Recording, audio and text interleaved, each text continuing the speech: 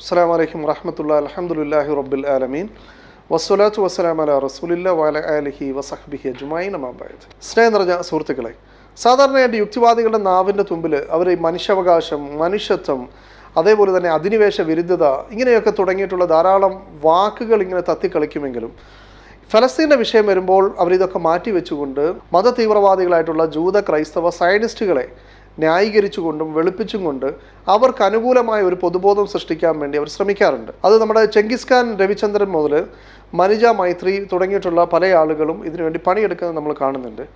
കഴിഞ്ഞ ദിവസം മറുനാടൻ മലയാളി എന്ന് പറയുന്ന ഒരു ചാനലിൽ ഈ ഇസ്രായേൽ യഹൂദരുടേത് മാത്രം ചരിത്രം പഠിച്ചിട്ട് വിമർശിക്കൂ, യഹൂദരുടെ മണ്ണിൽ കണ്ണു വേണ്ട, ഗസ വീണ്ടും പുകയുന്നു, എത്ര നാൾ കളവ് പറയും എന്നൊക്കെ പറഞ്ഞുകൊണ്ട് ഒരു തലക്കെട്ടിൽ മനിജ മൈത്രി വീണ്ടും ഇസ്രായേലിൻ്റെ വിഷയത്തിൽ അബദ്ധങ്ങൾ വാരിക്കോരി ഇടുന്നുണ്ട്. അതാണ് നമ്മളിതൊന്ന് അനലൈസ് ചെയ്യുന്നത്. ആ ചർച്ച നമ്മളൊന്ന് പരിശോധിക്കുന്നതിന് മുമ്പ് ആദ്യം അവരൊരു ഉപദേശം സമൂഹത്തിന് നൽകുന്നുണ്ട്. അത് നമുക്കൊന്ന് കേട്ടു നോക്കാം. എന്തായാലും ചരിത്രം ഇടയ്ക്കൊക്കെ ഒന്ന് ഓർക്കണം. യാഥാർത്ഥ്യങ്ങളും വസ്തുതകളും നിങ്ങളുടെ സോക്കോൾഡ് നറേഷൻ അല്ലെങ്കിൽ ഏതെങ്കിലും ഒക്കെ ആളുകൾ പറയുന്ന കേട്ടിട്ട് വിശ്വസിക്കാതെ വേണം. ചരിത്രം പഠിക്കുക, പഠിച്ചതിന് ശേഷം വിമർശിക്കുക. നല്ലൊരു ഉപദേശമാണ്. ചരിത്രം പഠിച്ചിട്ടാണ് വിമർശിക്കേണ്ടത്, സോക്കോൾഡ് നറേഷൻ ഒന്നും പാടില്ല എന്ന് പറയുന്ന മനിജ സ്വന്തം ജീവിതത്തിൽ ഇതുവല്ലതും പാലിക്കാറുണ്ടോ?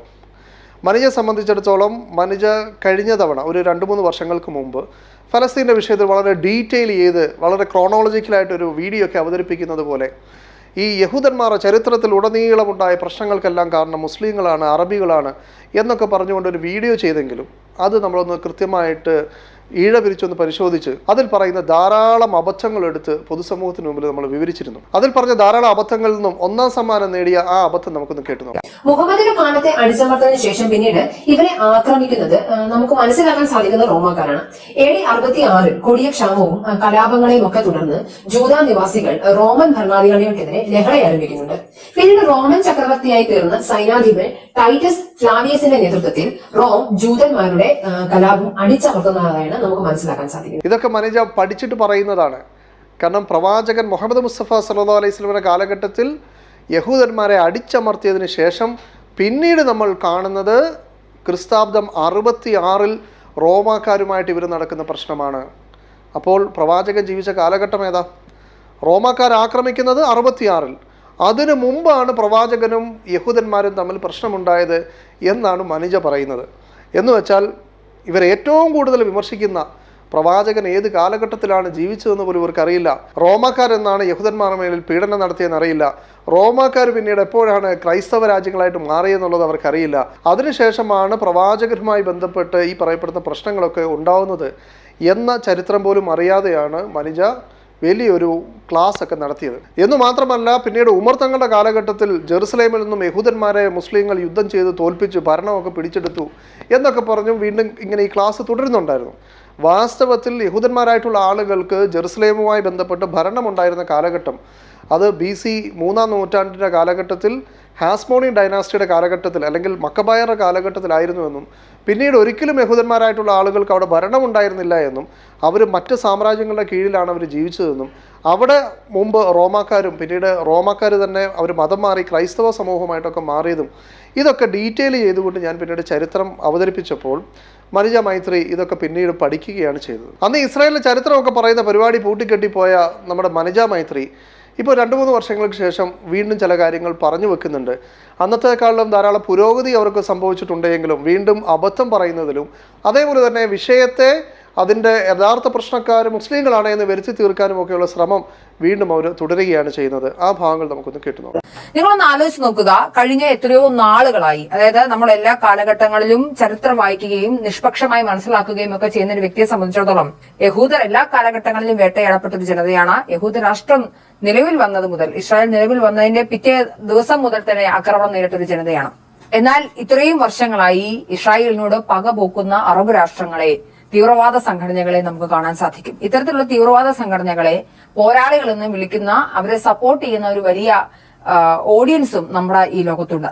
അപ്പോഴും ഇപ്പോഴും എപ്പോഴും ഈ ഹമാസ് ഫാൻസുകൾ പറയുന്ന ഒരു കാര്യമുണ്ട്, സത്യത്തിൽ ഗസ മാത്രമല്ല, ഫലസ്തീൻ മാത്രമല്ല, ഇസ്രായേലും ഞങ്ങളുടെ ഭൂമിയാണെന്നുള്ളത്. ഈ ഒരു സ്റ്റേറ്റ്മെന്റിനെയാണ് പരിശോധിക്കാൻ പോകുന്നത്. ലോകത്തുള്ള മുഴുവൻ ആളുകൾക്കും ഈ കാര്യങ്ങളൊക്കെ അറിയാമെങ്കിലും ഇതുവരെ മനുജ മൈത്രിക്ക് ഇതിൻ്റെ ചരിത്രത്തെക്കുറിച്ച് ABCD മനസ്സിലായില്ല എന്നാണ് നമ്മൾ ഈ കാര്യത്തിൽ നിന്ന് മനസ്സിലാക്കുന്നത്. കാരണം എന്താ, ഇവിടെ മനുജ പറയുന്നത് ഇസ്രായേൽ ഉണ്ടായ കാലം മുതൽ അറബികളായിട്ടുള്ള ആളുകൾ പ്രശ്നമുണ്ടാക്കുന്നു എന്നാണ്. വാസ്തവത്തിൽ കൃത്യമായി നമ്മൾ ചരിത്രം പരിശോധിച്ചാൽ ഇസ്രായേൽ ഉണ്ടായപ്പോഴല്ല ഈ അറബികൾ വന്ന് പ്രശ്നം ഉണ്ടാക്കുന്നത്. നേരെ മറിച്ച് അറബികളോട് പ്രശ്നമുണ്ടാക്കി ആ അറബികളുടെ നാട്ടിലാണ് ഈ യഹൂദന്മാർക്ക് ഇസ്രായേൽ എന്ന് പറയുന്ന ഒരു രാജ്യം ബ്രിട്ടൻ അവിടെ സ്ഥാപിച്ചു കൊടുക്കുന്നത്.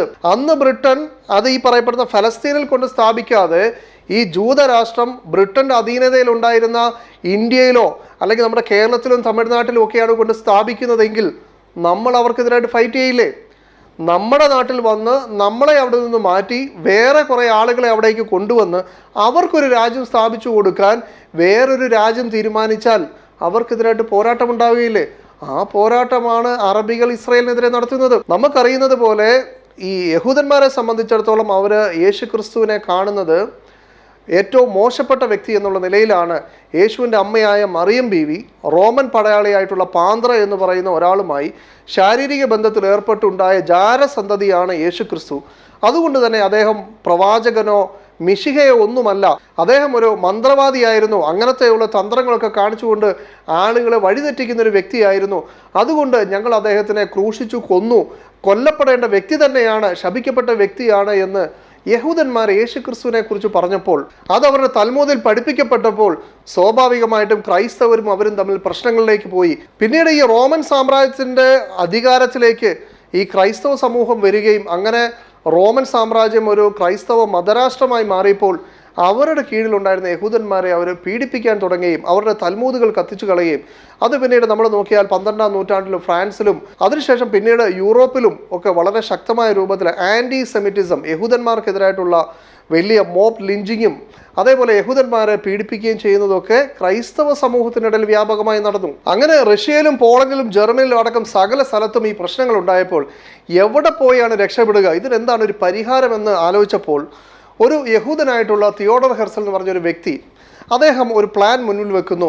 ഈ യഹൂദന്മാരായിട്ടുള്ള ആളുകൾ മറ്റ് നാടുകളിൽ ഇങ്ങനെ ചിതറി താമസിക്കുന്നത് കൊണ്ടാണ് ഇവർക്ക് പ്രശ്നമുണ്ടാകുന്നത്. അതുകൊണ്ട് ഈ ലോകം അംഗീകരിച്ച് ഈ വൻരാജ്യങ്ങൾ അംഗീകരിച്ചുകൊണ്ട് യഹൂദന്മാർക്ക് ഏതെങ്കിലും നാട്ടിൽ ഒരു യഹൂദ രാജ്യം അവർക്ക് കൂടി താമസിക്കാനുള്ള ഒരു സൗകര്യം കിട്ടുന്നതിന് വേണ്ടി അദ്ദേഹം അതിനുവേണ്ടിയുള്ള പ്രചരണങ്ങളൊക്കെ ആരംഭിക്കുന്നു. ഈ ആരംഭിക്കുന്ന സമയത്ത് തിയോഡർ ഹെർസലിനെ സംബന്ധിച്ചിടത്തോളം ഫലസ്തീനിലേക്ക് വരണമെന്നില്ല എന്ന് മാത്രമല്ല, അന്ന് യഹൂദന്മാരെ സംബന്ധിച്ചോളം ഫലസ്തീൻ ഒരു താല്പര്യമുള്ള സ്ഥലവുമല്ല. കാരണം ഈ പീഡനമൊക്കെ നടക്കുന്ന സമയങ്ങളിൽ വെറും 2% യഹൂദന്മാരാണ് ഫലസ്തീനിലേക്ക് വരാൻ വേണ്ടി ആഗ്രഹിച്ചുള്ളൂ.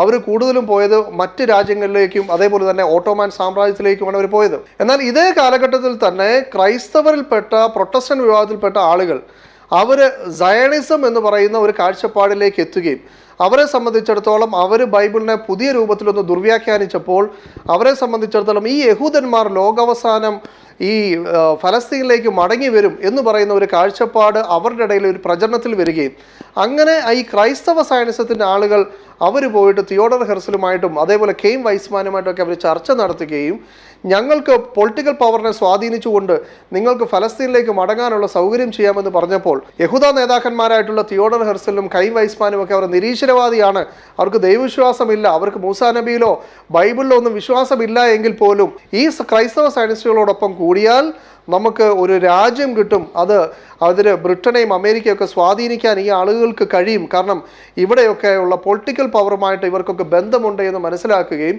അങ്ങനെ ക്രൈസ്തവ സയനിസ്റ്റുകളും ജൂത സയനിസ്റ്റുകളോട് ഒരുമിച്ച് ചേർന്ന് അവർ മുന്നോട്ട് പോവുകയും അത് പിന്നീട് ബാൽഫർ ഡിക്ലറേഷനിലേക്കൊക്കെ പോയി ഇന്ന് കാണുന്ന രൂപത്തിൽ അറബികളുടെ നാട്ടിൽ അവിടെ അന്ന് ജീവിച്ചിരുന്ന ഏതാണ്ട് 7 ലക്ഷത്തോളം വരുന്ന അറബികളെ അവിടുന്ന് മാറ്റി അവിടേക്ക് ജൂതരാഷ്ട്രം കൊണ്ട് സ്ഥാപിക്കുകയാണ് ചെയ്തത്. അതിനു മുമ്പ് അവിടെ ജീവിച്ചിരുന്ന യഹൂദന്മാരും മുസ്ലിങ്ങളും തമ്മിൽ ഫലസ്തീനിൽ യാതൊരു പ്രശ്നവും ഉണ്ടായിരുന്നില്ല.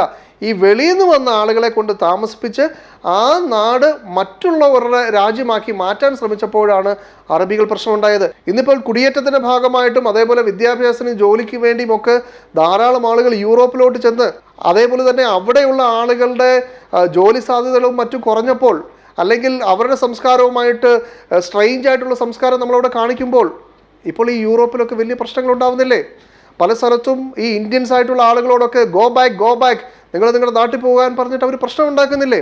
ഇതൊരു ചെറിയ ന്യൂനപക്ഷമായിട്ടുള്ള ആളുകളാണ് അവിടെ ചെന്നിട്ടുള്ളതെങ്കിൽ അന്ന് ജൂതന്മാർ ചെന്നത് വലിയ കപ്പലിൽ ആയിരക്കണക്കിന് ആളുകളാണ് അവിടേക്ക് കൊണ്ട് തമ്പ് ചെയ്യിച്ച് പതുക്കെ അത് ലക്ഷങ്ങളായിട്ട് മാറി ആ നാട് അറബികളിൽ നിന്നും മാറ്റി ജൂതന്മാർക്കൊരു രാഷ്ട്രമുണ്ടാക്കി കൊടുക്കുന്നത്. എന്നാൽ ഇതൊന്നും മനസ്സിലാക്കാതെ മനുജ മൈത്രി അറബികൾ വെറുതെ പോയിട്ട് ജൂതന്മാരുടെ പ്രശ്നമുണ്ടാക്കുന്നു എന്ന് പറഞ്ഞാൽ അത് ചരിത്രവുമായിട്ട് പുലബന്ധമില്ലാത്ത കാര്യമാണ്. നമുക്കൊക്കെ ഒരു പ്രശ്നമുണ്ട്. നമുക്ക് ചരിത്രം കുഴിക്കും, അതായത് നമ്മൾ കുഴിച്ചൊരു ചരിത്രം കണ്ടുപിടിക്കും. പക്ഷേ എന്തെങ്കിലും നിക്ഷിപ്ത താല്പര്യമുള്ള ആളുകൾ എന്ത് ചെയ്യും? അവർക്ക് ഇഷ്ടമുള്ള സ്ഥലം വരെ മാത്രമേ കുഴിക്കുകയുള്ളൂ. നിങ്ങൾക്ക് ഇഷ്ടമുള്ള സ്ഥലത്ത് വെച്ച് ചരിത്രം കുഴിക്കൽ നിങ്ങൾ നിർത്തുകയും ചെയ്തു. ചരിത്രം കുഴിച്ചു നോക്കിയാണ് അവകാശികളെ തീരുമാനിക്കേണ്ടതെങ്കിൽ ഇന്ന് ആ ദേശത്തിന് അവകാശം പറയാൻ അർഹതയുള്ള ജനത യഹൂദരാണ്. അതിലും താഴേക്ക് കുഴിച്ചാൽ കനാന്യരായിരിക്കും.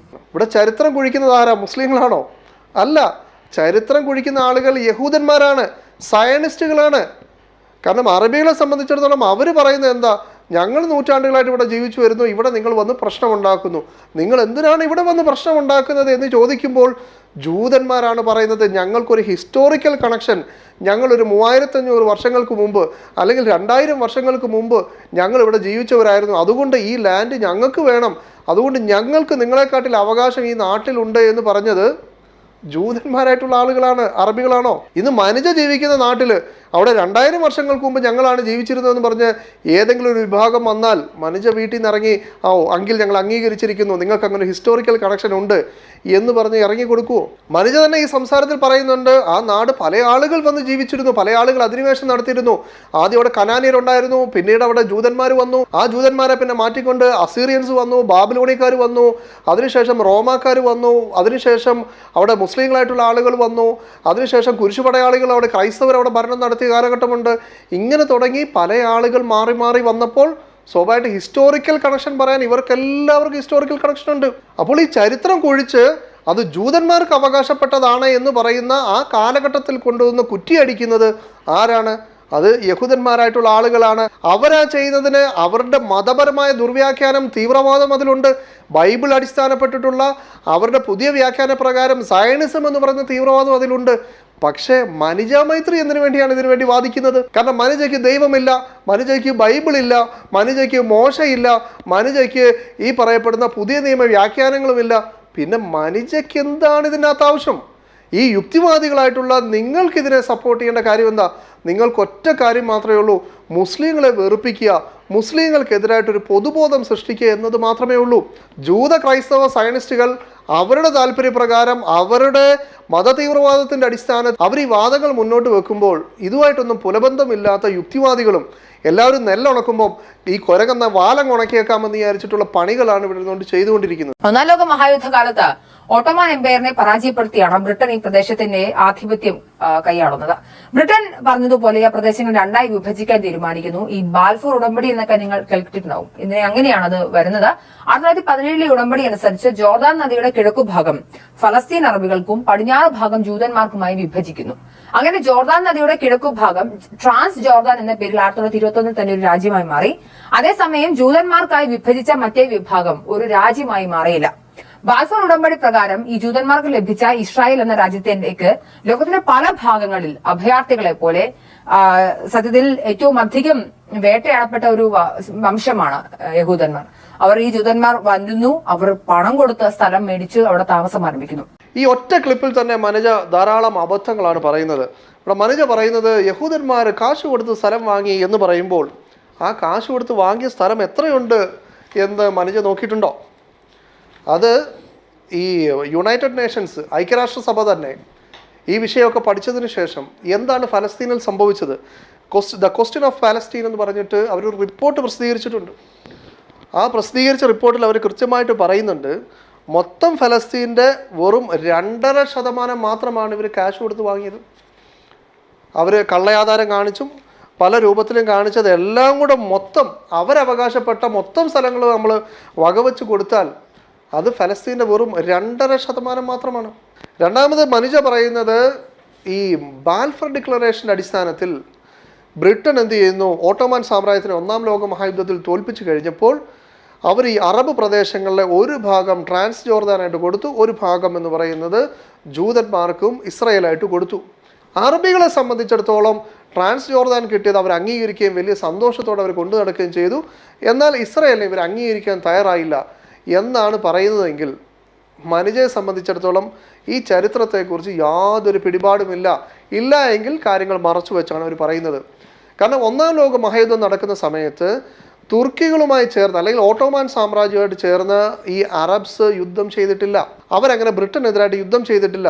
കാരണം അന്ന് ഈ തുർക്കികളും അറബികളും തമ്മിൽ നാഷണലിസത്തിൻ്റെ ഭാഗമായിട്ട് പ്രശ്നങ്ങൾ നടക്കുകയും ഈ തുർക്കി ദേശീയവാദികൾ ഈ പറയപ്പെടുന്ന അറബ് പ്രദേശങ്ങൾ കൂടുതൽ അവരുടെ കൺട്രോളിലേക്ക് കൊണ്ടുവരുമെന്നും ഈ മക്ക മദീന അടക്കമുള്ള ആ ഭാഗങ്ങൾ അവിടെ ഒരു ഷെരീഫ് ഹുസൈൻ എന്ന് പറയുന്ന ഒരു ഗവർണറുടെ അല്ലെങ്കിൽ അവിടെ അദ്ദേഹത്തിൻ്റെ കീഴിലാണ് ആ ഭരണം നടക്കുന്നതെങ്കിൽ അതൊക്കെ ഇവരുടെ കയ്യിലേക്ക് കൊണ്ടുവരാൻ ഉള്ള സാധ്യതയുണ്ട്. കാരണം ഇവിടെ സുൽത്താൻ്റെ അധികാരത്തെക്കാട്ടി കൂടുതൽ അന്ന് ഒരു കോൺസ്റ്റിറ്റ്യൂഷൻ ഭരണമൊക്കെ കൊണ്ടുവന്നിട്ട് അവിടെ യുവതുർക്കികളാണ് അവിടെ ഈ ഓട്ടോമാൻ സാമ്രാജ്യം കൈകാര്യം ചെയ്യുന്നത്. അങ്ങനെ ഈ ഫസ്റ്റ് വേൾഡ് വാർ നടക്കുന്നതിന് മുമ്പ് ഈ മക്കയിലെ അമീറായിട്ടുള്ള ഷെരീഫ് ഹുസൈൻ ഈജിപ്തിലെ ഹൈ കമ്മീഷണറായിട്ടുള്ള ബ്രിട്ടൻ്റെ മക്മോഹനുമായിട്ട് എഴുത്തിടപാടുകൾ നടത്തുകയും അങ്ങനെ അവരൊരു ധാരണയിലേക്ക് എത്തുകയും ചെയ്തു. അതിനെയാണ് ഹുസൈൻ മക്മോഹൻ കറസ്പോണ്ടൻസ് എന്ന് പറയാം.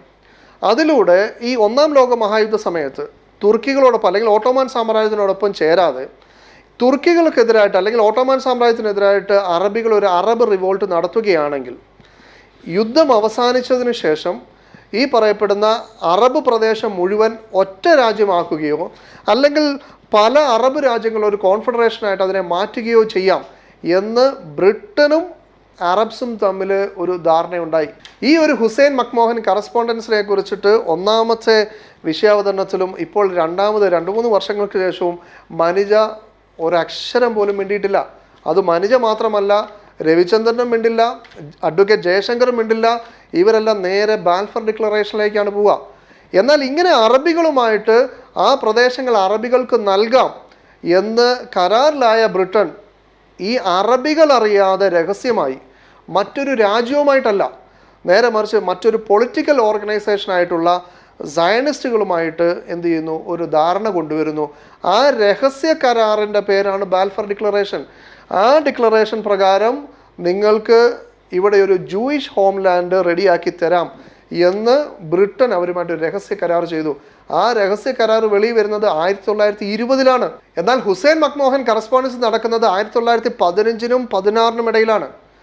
ഈ കാലഘട്ടത്തിന് ശേഷം രഹസ്യമായി ഇങ്ങനെ ഒരു ധാരണയുണ്ടാക്കി അറബ് റിവോൾട്ടൊക്കെ ഇവരെ കൊണ്ട് നടത്തിച്ച് അങ്ങനെ യുദ്ധമെല്ലാം അവസാനിച്ചതിന് ശേഷം വിജയിച്ച കക്ഷികൾ ലീഗ് ഓഫ് നേഷൻസ് എന്ന് പറയുന്ന ഒരു സംവിധാനം ഉണ്ടാക്കി ഈ ഫലസ്തീൻ എന്ന് പറയുന്ന അല്ലെങ്കിൽ ഈ അറബ് പ്രദേശങ്ങൾ മുഴുവൻ എന്ത് ചെയ്യുന്നു, ഒരു മാൻഡേറ്റ് സിസ്റ്റത്തിലേക്ക് കൊണ്ടുവന്നു. ഈ മാൻഡേറ്റ് സിസ്റ്റം എന്ന് പറയുന്നത് ഈ തദ്ദേശീയരായിട്ടുള്ള ആളുകൾക്ക് അവർക്ക് മുമ്പ് ഭരണം നടത്തി ശീലമുണ്ടാവുകയില്ല. അവർക്ക് ഒരു ഭരണം നടത്താനുള്ള അവരുടെ താല്പര്യത്തിനനുസരിച്ച് ഒരു ഗവൺമെൻറ് ഉണ്ടാകുന്നത് വരെ അത് ബ്രിട്ടൻ്റെ കീഴിൽ നിർത്തുകയും അങ്ങനെ അവരതിന് പ്രാപ്തരായി കഴിഞ്ഞാൽ അവർക്ക് ഭരണം നൽകിക്കൊണ്ട് തിരിച്ചു പോവുക എന്ന് പറയുന്ന ഒരു ട്രാൻസിറ്ററി ഫേസ് മാത്രമാണ് ഈ പറയപ്പെടുന്ന മാൻഡേറ്ററി സിസ്റ്റം. എന്നാൽ ഈ മാൻഡേറ്റിൻ്റെ കാലത്ത് ബ്രിട്ടൻ എന്താ ചെയ്തത്, അത് ഈ UN റിപ്പോർട്ട്, നിങ്ങൾ നേരത്തെ ഈ പ്രസംഗത്തിൻ്റെ അവസാനം പറയുന്നുണ്ട് ജനാധിപത്യപരമായിട്ട് അവിടെ UN ഇങ്ങനെ ചെയ്തു എന്നൊക്കെ പറയുമ്പോൾ ഇത് UN റിപ്പോർട്ടാണ്. ആ UN റിപ്പോർട്ടിൽ എന്താണ് അവിടെ സംഭവിച്ചതെന്നും ആരാണ് യഥാർത്ഥ പ്രശ്നക്കാരെന്നും അത് ജൂതന്മാരും അവിടുത്തെ സയനിസവുമായിരുന്നു എന്ന് ആവർത്തിച്ചതിൽ പറയുന്നുണ്ട്. നിങ്ങളിത് എന്തെങ്കിലും വായിച്ചിട്ടുണ്ടോ? ഈ മാൻഡേറ്റ് കാലഘട്ടത്തിൽ എന്താ ചെയ്തത്? During the period of mandate the Zionist organisation work to secure the establishment of a Jewish national home in Palestine. സാധാരണ മാൻഡേറ്റ് സിസ്റ്റം പ്രകാരം അവിടെ ഉണ്ടായിരുന്ന പലസ്തീനികളായിട്ടുള്ള ആളുകൾക്ക് അവർക്കിഷ്ടം പോലെയുള്ള ഒരു ഗവൺമെൻറ് വരിക എന്ന് പറഞ്ഞതാണ് ഈ മാൻഡേറ്ററി സിസ്റ്റം. അതിനുവേണ്ടിയാണ് അത് രൂപീകരിച്ചതെങ്കിൽ ബ്രിട്ടൻ ചെയ്തത് രഹസ്യ കരാറിൻ്റെ അടിസ്ഥാനത്തിൽ വേറെ ഒരു ജനതയെ അവിടെ കൊണ്ടുവന്ന് സ്ഥാപിക്കാനാണ് ശ്രമിച്ചത്.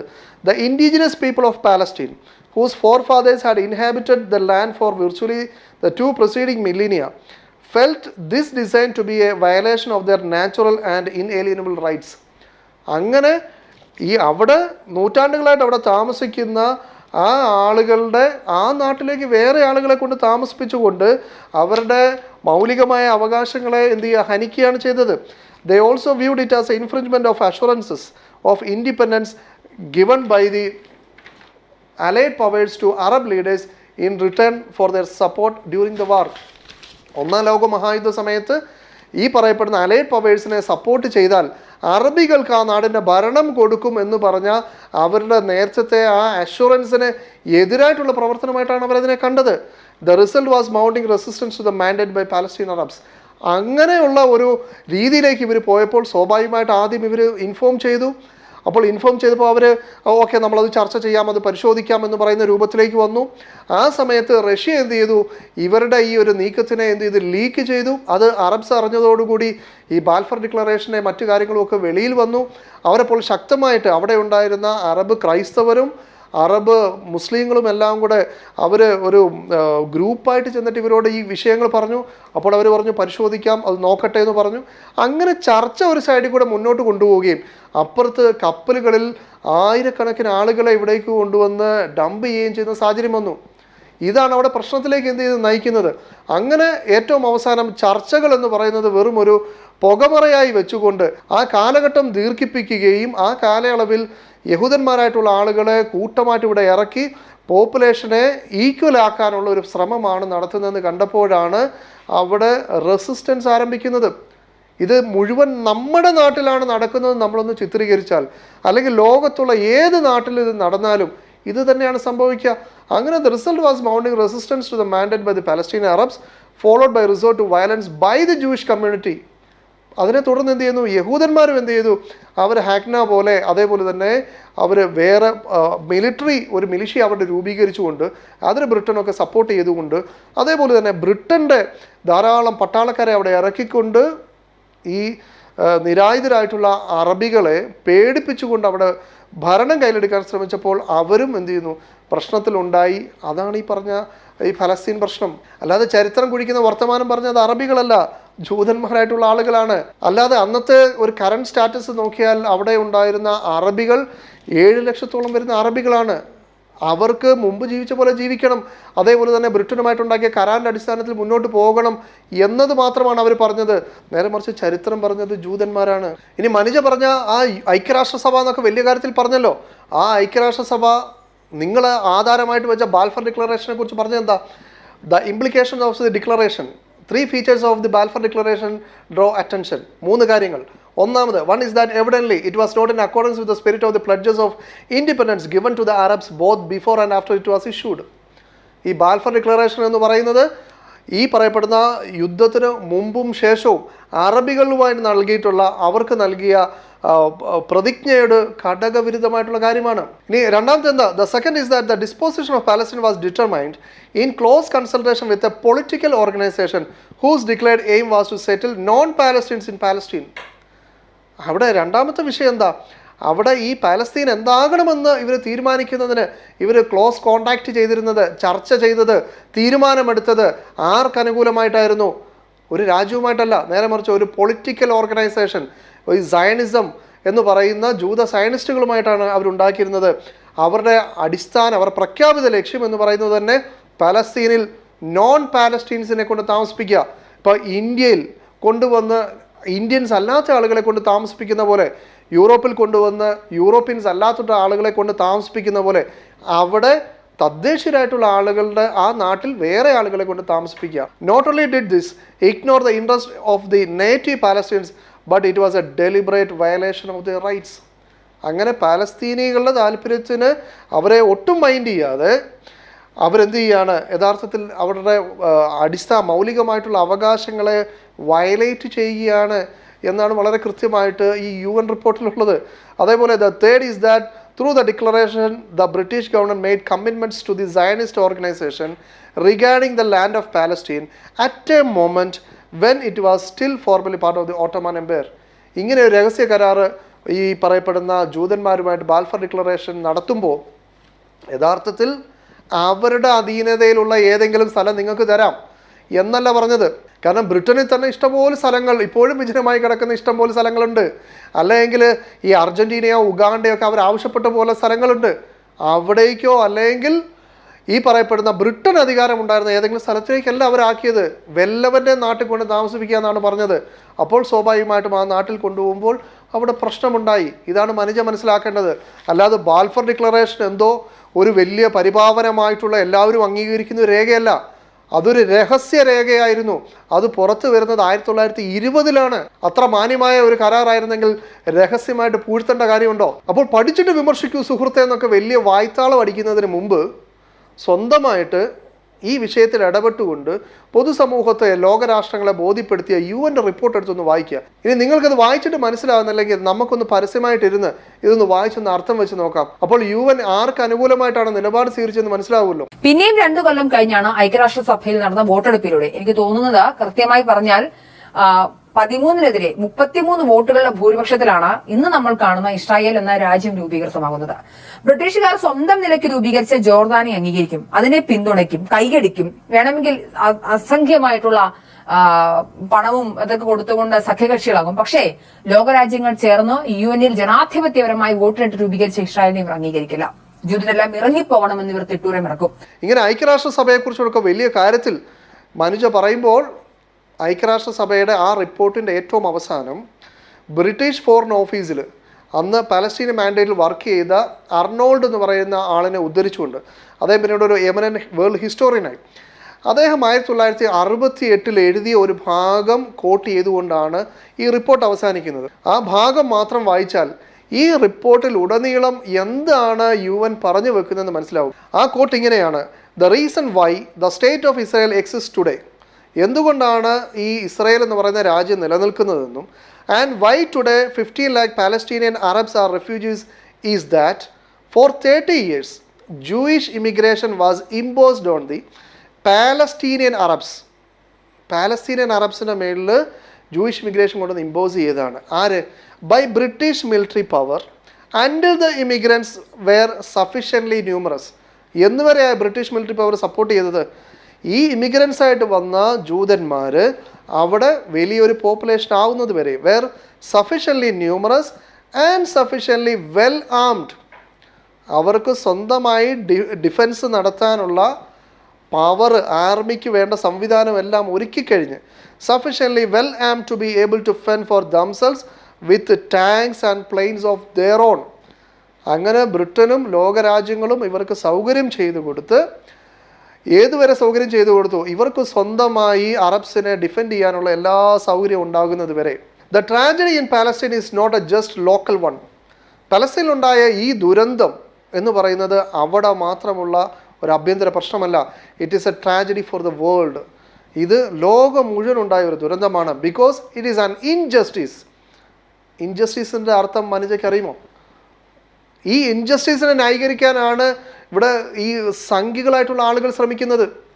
ഈ സയനിസ്റ്റുകളായിട്ടുള്ള ക്രൈസ്തവ ജൂത ആളുകളെ സംബന്ധിച്ചോളം അവർ മത തീവ്രവാദികളാണ്. ബൈബിളിൻ്റെ അടിസ്ഥാനത്തിൽ അവർ നടത്തിയൊരു തീവ്രവാദ പ്രവർത്തനമാണ്. നിങ്ങൾക്ക് എന്താണ് പണി? ഈ യുക്തിവാദി എന്ന് പറയുന്ന ആളുകൾക്ക്, മനുഷ്യത്വം എന്ന് പറയുന്ന ആളുകൾക്ക്, മനുഷ്യ അവകാശം എന്ന് പറയുന്ന ആളുകൾക്ക്, ഇതെല്ലാം UN-ന്റെ ഈ പറയപ്പെടുന്ന ഹ്യൂമൻ റൈറ്റ്സിന് വേണ്ടിയൊക്കെയല്ലേ വാദിക്കുന്നത്? ആ ഹ്യൂമൻ റൈറ്റ്സിൻ്റെ റിപ്പോർട്ടാണ് ഈ വായിക്കുന്നത്. Because it is an injustice. Injustice എന്ന് വെച്ചാൽ എന്താ? നീതി എന്നാണോ അനീതി എന്നാണോ?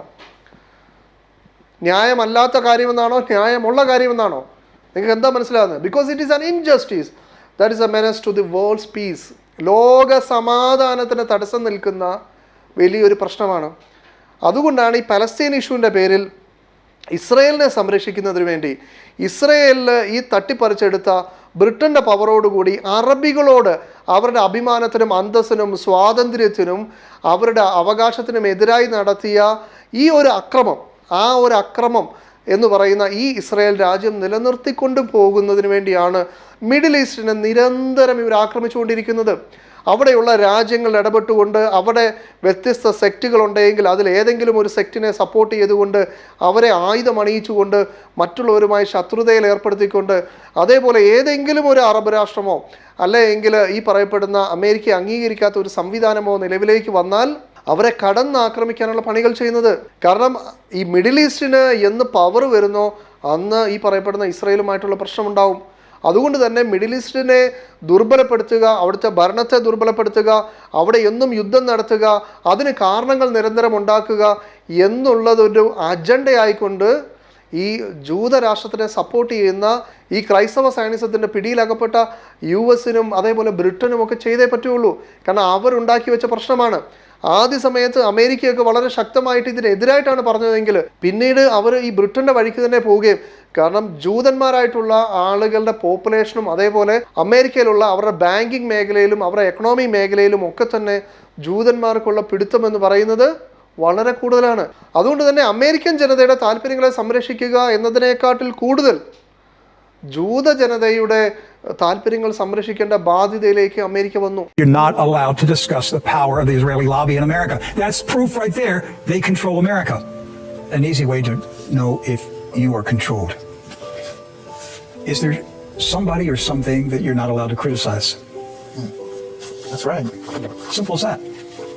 If you lived in Nazi Germany, you couldn't criticize the Nazi Party. If you lived in the Soviet Union, you couldn't criticize the Communist Party of Russia. If you live in China right now, you can't criticize the Chinese Communist Party. If you live in North Korea, you can't criticize Kim Jong-un. If you live in Cuba, you can't criticize the Cuban Communist Party. If you live in America, who can't you criticize? Who can't you criticize in America? The Jewish lobby? Yes. On both sides. That's right. That tells you who controls the country. ഇറാഖിൽ വളരെ ശക്തമായ ആയുധങ്ങളുണ്ട്, അത് വലിയ നശീകരണ ശേഷിയുള്ളതാണ്. അതുകൊണ്ട് തന്നെ ഇറാഖിനെ ആക്രമിക്കണമെന്ന് അമേരിക്കയോട് പറഞ്ഞത് ഇസ്രായേലിന്റെ പ്രധാനമന്ത്രിയാണ്. They lied. Okay. They said Saddam is seeking and is working and is advancing towards the development of nuclear weapons. No question whatsoever. They lied. Okay. They said there were weapons of mass destruction. There were none, and they knew there were none. There were no weapons of mass destruction. All right. No question whatsoever. Look, bottom line, there were no weapons of mass destruction. They said there are weapons of mass destruction. If you take out Saddam, I guarantee you that it will have enormous positive reverberations on the region. Going into Iraq may have been the worst decision anybody has made, any president has made in the history of this country. That's how bad it is, okay? We should have never been in Iraq. I guarantee you, no question whatsoever. അതിൻ്റെ അടിസ്ഥാനത്തിൽ ആക്രമണം നടത്തിക്കഴിഞ്ഞപ്പോൾ അവിടെ എങ്ങും ഈ പറയപ്പെടുന്ന ആയുധങ്ങൾ ഉണ്ടായിരുന്നില്ല. ഇയാൾ കളവാണ് പറഞ്ഞതെന്ന് അവർ തന്നെ സമ്മതിക്കുന്നു. അതിനുശേഷം 7 യുദ്ധങ്ങൾ നടത്തണമെന്ന് ബെഞ്ചമിൻ നെതന്യാഹു പറഞ്ഞു. ആ 7 എണ്ണത്തിൽ 6 എണ്ണം നടന്നു. ഇനി ഇറാനുമായിട്ടുള്ള യുദ്ധമാണ് ഇനി നടക്കാനിരിക്കുന്നതെന്ന് അവർ തന്നെ പറയുന്നു. A war with Iran will be World War III. So that's the point. Iran is not alone, and it will not remain alone. And so if we go to war with Iran, we are expanding the war with Russia. With Russia, we are at a possibility of peace, but we're also at a possibility of nuclear war. They're both very close. And if we go to war with Iran, we make the war, nuclear war, all the more likely. Do you think that the people pushing us toward war with Iran understand that? No, I think that they're following a plan, clean break, 1996, and a plan, 1991, 7 wars in 5 years, that has been deep set and that has been Netanyahu's baby all the time. Netanyahu, I regard as one of the most delusional and dangerous people on the planet. And he has engaged the United States so far in 6 disastrous wars, and he's aiming to engage us in yet one more. But Netanyahu's track record is just about the worst of any person on the planet right now in terms of damage done. And we should be able to understand that. And we have a lot of rhetoric in this country standing up for Israel. We're not standing up for Israel. We are engaging in war on Israel's behalf all over the Middle East. That's a completely different thing.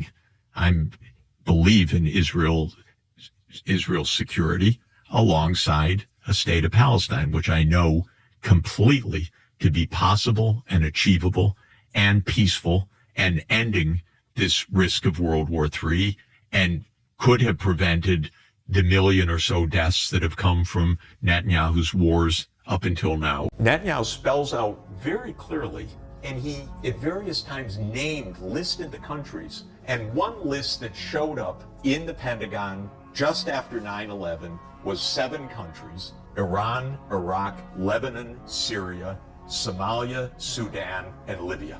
And you know what the plan was? 7 wars in 5 years. And is this the U.S. using Israel? No. this is Israel using the U.S. as if our military is in their hands, which in effect it is. You take Wolfowitz and you take these neocons and you take Netanyahu, they game planned the whole thing out. Well, I regard Netanyahu as having been our greatest disastrous president of the 21st century because he ran American foreign policy for 20 years and he cost us trillions of dollars. And where is the Middle East today? ഇത് മുമ്പ് തന്നെ ഈ Balfour declaration ചർച്ച ചെയ്ത സമയത്ത് British പാർലമെൻറ്റിൽ അവിടുത്തെ ഈ പ്രഭുക്കന്മാരുടെ സഭ വളരെ കൃത്യമായിട്ട് നിങ്ങൾ ഈ കാണിക്കുന്നത് വലിയ പ്രശ്നമാണെന്നും നിങ്ങൾ ഈ ഉണ്ടാക്കുന്ന പ്രശ്നം ലോകത്തിൽ എന്നുവരെ ഏത് രൂപത്തിൽ പോയി അവസാനിക്കുമെന്ന് പറയാൻ പറ്റില്ല എന്നൊക്കെ അവർ പറഞ്ഞതും ഈ UN റിപ്പോർട്ടിൻ്റെ 28ാമത്തെ പേജിൽ കാണാം. When the question of the British mandate over Palestine was discussed in Parliament, it became clear that opinion in the House of Lords was strongly opposed to the Balfour policy. ഈ Balfour പോളിസിയെ കുറിച്ചിട്ടാണ് മനുജ എന്തോ വലിയ സംഭവമായിട്ട് പറയുന്നത്. As illustrated by the words of Lord Sydenham in reply to Lord Balfour. Lord ബാൽഫറിന് തന്നെ നേരിട്ട് ഈ പറഞ്ഞ ഹൗസ് ഓഫ് ലോർഡ്സിലെ സിഡൻഹാം എന്ന് പറയുന്ന പ്രഭു മറുപടി പറഞ്ഞത് ഇങ്ങനെയാണ്: the harm done by dumping down an alien population upon an Arab country, Arab all around in the hinterland, may never be remedied. What we have done is by concessions, not to the Jewish people, but to a Zionist extreme section, to start a running sore in the east, and no one can tell how far that sore will extend. നമ്മൾ ഈ കാണിക്കുന്ന ഈ പ്രശ്നമുണ്ടല്ലോ, harm done by dumping down an alien population upon an Arab country. അറബികളുടെ നാട്ടിലേക്ക് അറബികളല്ലാത്ത ഒരു ജനതയെ കൊണ്ട് സ്ഥാപിക്കുന്ന നമ്മുടെ ഈ ഒരു ഹാം, നമ്മൾ ഈ കാണിക്കുന്ന ഈ ഒരു ദ്രോഹം എന്ന് മാത്രമല്ല, ഈ നാട് എന്ന് പറഞ്ഞാൽ ഈ പലസ്തീനെ കൊണ്ട് ഇവർ സ്ഥാപിക്കുമ്പോൾ ഇതിന് ചുറ്റുമുള്ളതും മറ്റ് അറബ് രാജ്യങ്ങളാണ്. May never be remedied. ഇതൊരിക്കലും പരിഹരിക്കുന്ന പ്രശ്നമല്ല. What we have done is by consumption. നമ്മൾ ആരോടാണ് ഈ കൺസംഷനൊക്കെ നടത്തുന്നത്? Not to the Jewish people, യഹൂദന്മാരോട് പോലുമല്ല, നേരെ മറിച്ച് അവരിൽപ്പെട്ട തീവ്ര സയനിസ്റ്റുകളോടാണ് നമ്മൾ ഈ ചെയ്യുന്നത്. ഇങ്ങനെ നമ്മൾ ഈ ഈസ്റ്റിൽ ചെയ്യുന്ന ഈ ഒരു മുറിവ്, ആ മുറിവ് എത്രത്തോളം എക്സ്റ്റെൻഡ് ചെയ്യുമെന്ന് നമുക്ക് പറയാൻ പോലും പറ്റില്ല. ഇന്ന് നമ്മൾ ലോകത്തിലേക്ക് നോക്കിയാൽ ഈ ഇസ്രയേൽ സംരക്ഷിക്കുക എന്ന് പറയുന്ന ഒരൊറ്റ കാര്യത്തിന് വേണ്ടിയാണ് ഈ പറയപ്പെടുന്ന ബ്രിട്ടനും അതേപോലെ അമേരിക്കയും ഒക്കെ മുഴുവൻ മനുഷ്യാവകാശങ്ങളെ ബാക്കി കാര്യങ്ങളെയൊക്കെ തള്ളിക്കളഞ്ഞുകൊണ്ട് പ്രവർത്തിച്ചുകൊണ്ടിരിക്കുന്നത്. ഇപ്പോൾ നമ്മൾ യുണൈറ്റഡ് നേഷൻസിൻ്റെയൊക്കെ ഹ്യൂമൻ റൈറ്റ്സ് പറയുമ്പോൾ ഈ യുണൈറ്റഡ് നേഷൻസിനൊന്നും ഈ പറയപ്പെടുന്ന ഇന്ന് ഈ ഫലസ്തീനിലേക്ക് ചെല്ലാനോ അവിടെ കാര്യമായിട്ട് ഇടപെടാനോ മധ്യസ്ഥ വഹിക്കാനോ കഴിയാൻ പറ്റാത്ത രൂപത്തിലാണ്. അവിടെ ഓരോരോ സെറ്റിൽമെൻറ്റുകൾ അവർ ചെയ്യുന്നു, വീണ്ടും വീണ്ടും ഉണ്ടാക്കുന്നു, അവിടെ പ്രശ്നങ്ങൾ അവർ ഉണ്ടായിക്കൊണ്ടേയിരിക്കുന്നു.